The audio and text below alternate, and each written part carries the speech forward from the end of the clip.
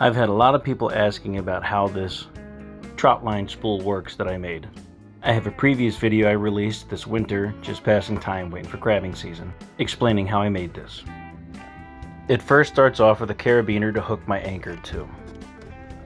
Then I tie a loop in the line to hook my float to with a carabiner. This is to help minimize space on the spool. Part of the advantage to this spool, instead of using a hose reel, is I can remove these spools and I can store them in my refrigerator, freezer, or cooler so my bait stays fresh. I leave the chain on the line to minimize the amount of stuff that I have to disconnect, and the line can stay one continuous spool. This is 600 feet of trot line with snoods. I'm not a big fan of the snoods, but it does work with this.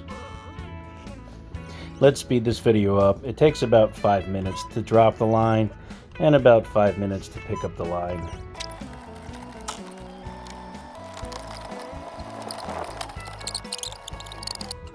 I use a Moto Guide XI5 trolling motor for doing the trot line.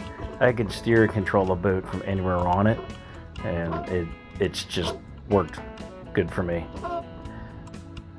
I'm often crabbing alone, and so I can steer the boat with that little black remote in my left hand. It's really handy.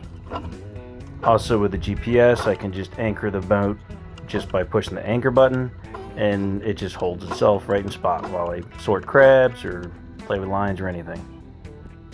So we're coming to the end of the line. I hooked the last float on with the carabiner, and then you'll notice I don't have a carabiner on the end of the line. It's just a loop. So I leave one anchor with a carabiner. Just makes it, again, easier to just hook up and disconnect.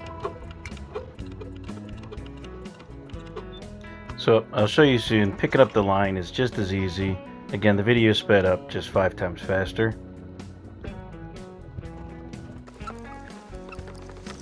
As you can see, the thing rolls up pretty smoothly. I lock the spool into the PVC handle with a bolt lock, kind of like what you use for a shed lock. That way you can connect it and have the handle turn it, or you disconnect it and it just free spools on the handle. I try to keep the dip net handy too, because sometimes you pull up a crab or two while you're picking your line up. Having a couple extra spools is handy too for baiting your line, because you can run it from one spool to another spool.